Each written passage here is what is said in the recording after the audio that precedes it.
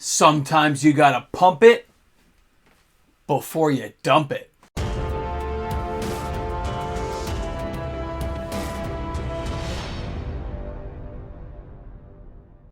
Hi everyone and welcome back. MTG Moxman here. If you're new to my channel, you've just found me in the Nacho Cheese universe of YouTube.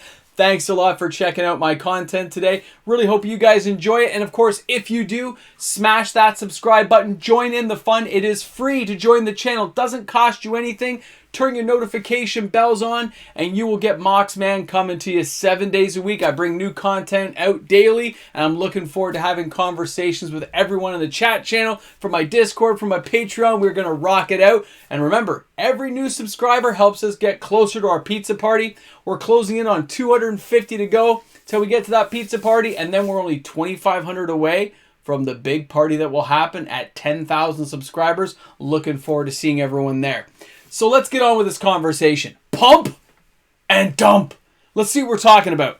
Now, some other channels already put this stuff out there. Rudy at Alpha Investments and guys had this going. This is Eater of the Dead. So this card from the dark is out of stock locally. We don't have any around here. I've checked around a few other stores. A little far and wide here in Canada. Not a lot available.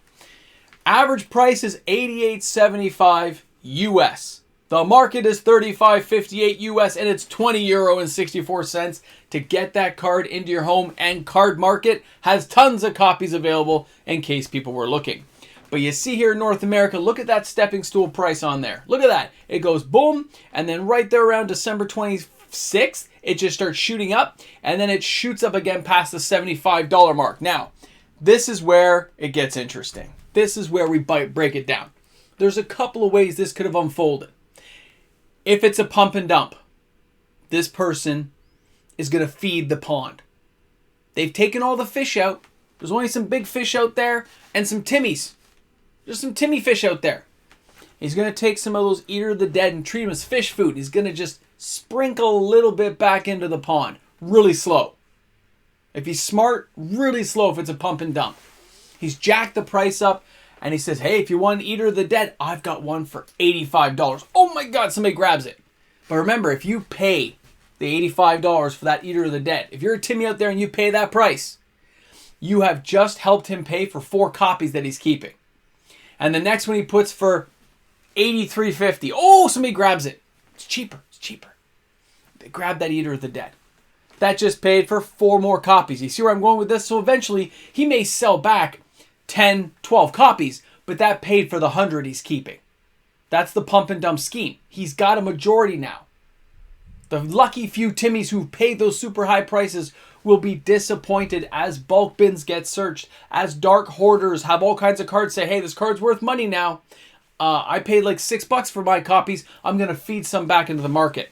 I bought a whole bunch for $5, $6 for the 5,000 subscriber video and for a Christmas thing, and I paid like $6 for each one. I cleared out a whole bunch, and now I wish I'd kept some. But it's okay. I kept 2 near mint ones. I'm good. I look at this and say that's one scenario. Here's the other one, though. The dark had a high attrition rate. It was not a well-respected set, not well-loved. If this person just loves that card and they're just filling binders and they're just holding on to it, then this price really could stick. It actually could stick for a while and slowly come back down to earth, just like Soldevi Excavations, as it slowly got restocked from people looking through bins, finding it. Almost like a first wave of a buyout. And although Eater of the Dead, not a reserve list card, not reserve list. This could be reprinted. A lot of these old artwork cards generally are not reprinted. They're almost pseudo-reserve list. I consider them at this point. They just don't ever seem to see the light of day again in the printing. And this card does get some EDH play. It's nice to like take creature cards out of graveyards. It's not a horrible card. Eater of the Dead is not a horrible card. The effect makes it worthwhile, and the artwork is iconic. So that's another way. The person might just want to have lots of copies, and they're just hoarding copies into their background. And it's all theirs. Mine! I get that. I can respect that. But there are a lot of people who've been collecting Eater of the Dead for a long time. You check some Reddit posts. There'll be people who said, oh, I bought 20 copies at like $5 each. And this is like 4 or 5 years ago. Oh, I bought 20 copies here. I bought 10 copies there. So there are copies out there of players who may not have that same die-hard collectability that this person may or may not have. So Either way, it's going to trickle back into the market. It's going to get restocked. They may not be the near mint ones. They may not be the most beautiful. But this price will fall down to earth. I will be keeping a close track eye on this baby to see where it's going. Because like the other cards I actually track on the channel, the ones I buy every month to see the effect, I'm buying so slow now, since I only buy monthly, that the effect is negligible. Nobody seems to notice. You guys have seen the mail day videos where I'm picking this stuff up and I'm holding on to it. Some goes to the patron box, some's going to my binder, but you see it happening. But the price changes have stopped, and in some cases, they're actually going down. But if somebody jumps in with a few $1,000s and says, I'm just going to clear out TCG Player, I don't care, I'm just going to buy every copy here. When people do that, the price goes up. But does it stay up? It's not a real demand, is it? It's artificial. It's temporary. It may last for months, but it is temporary. Because there's no driving force to keep that card at the inflated level.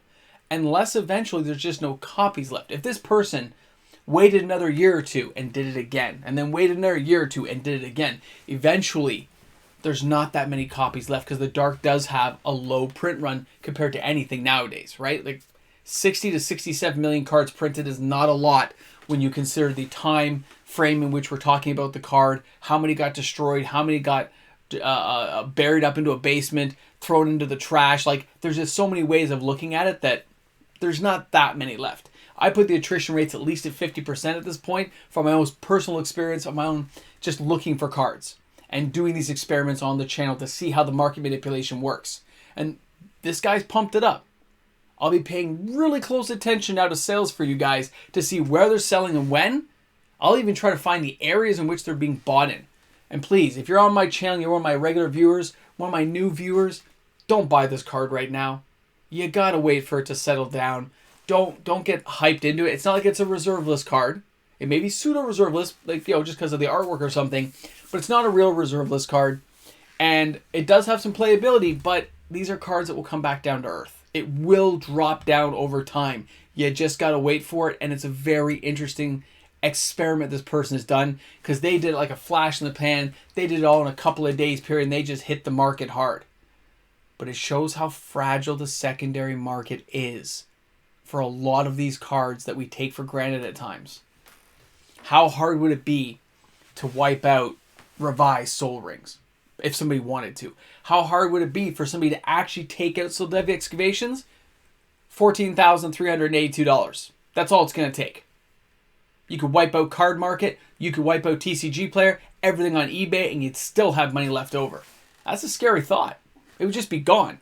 And what would the price effect be? All this is the card jumping up to $250? What about City of Shadows? What about Metalworker? They're higher amounts of money, but there's less available because people already own a whole bunch of copies for their decks that they're playing with. This person hit a card that has now spiked my interest. I'm intrigued. I want to see what's going on. And for those who asked and emailed me, because there's several of you, am I the one who did it? No. I would have told my patrons if it was me. If it was me doing it, I would have told my patrons. You know, I love the Dark, guys, but I wouldn't have done it without my patrons being knowledgeable of the effect in case they needed one. I wouldn't have done it. All right? I usually stick to reserve list stuff, as you guys well know. So that's where I stand on this. If it's a pump and dump, it's going to be that way. If it's a person hoarding it, we're never going to know. Probably they're just going to keep them in their binders and look pretty. But either way, the effect in the market was real. The effect that it's had is real. There's less available. The price has gone up. And anyone else who wants to get one at this very moment is paying a much higher premium to get that card. But if this person is pumping and dumping, you will see them get dripped in. Try to look for it. It's very interesting. Look on eBay. Don't always look on TCG Player. Look around and see where it comes up. Because locally, someone bought the last couple of copies that were near mint. I asked the stores. They were near mint, and they got bought out at $20. $20 Canadian near mint. And I don't know what happened after that, but it's gone. The 2 copies they had were gone. So I assume somebody locally saw that this was happening and just decided to grab the 2 copies. Said, hey, maybe it's a real big spike. I'm going to grab these while I can. They may have just noticed it before us, which is interesting. So thanks a lot for tuning in, everyone. I really hope you guys enjoyed the video today. Just pump and dump. It does happen. Be aware of it. Okay? Make sure it's a card you actually want. Not just because, oh, there's a frenzy around it. Make sure it's an actual card you're going to use and have a utility for. Or if you want to collect it, that's fine. But be aware. Don't just go down the Timmy path and buy it. Don't be that guy in the pond saying, oh, I want to get a copy. Because those are the ones you got to be afraid of, okay? Save your money. You know, make sure it's a card you want. Anyway, have a great one, guys. I will see you soon. If I have any other information on this, I will be pumping out information to you, but not dumping it. All right, guys, have a great one. And of course, this is a big shout out to each and every one of my fantastic patrons on the channel. You all rock. Don't forget, you can find my TCG link if you want to help out the channel and you're buying cards. Use my link. I get a little kickback. It helps me buy cards for the channel. Thanks again, everyone. I'll see you on the live stream.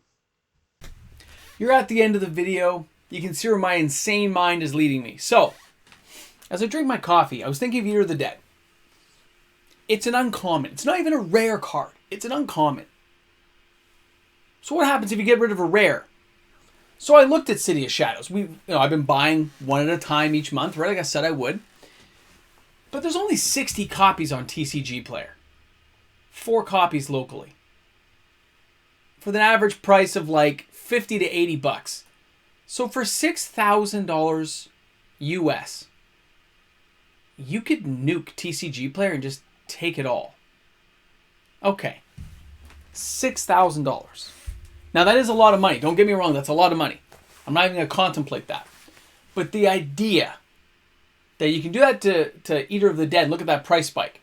Are you telling me if I nuke all 60 copies, it's going to go from 100, it's going to go to like $300 overnight. And if you have enough money that you can hit up a few other sites, right? Maybe get some off a card market, get a friend over there to buy them and ship them over. It would not be hard. $10,000, $20,000?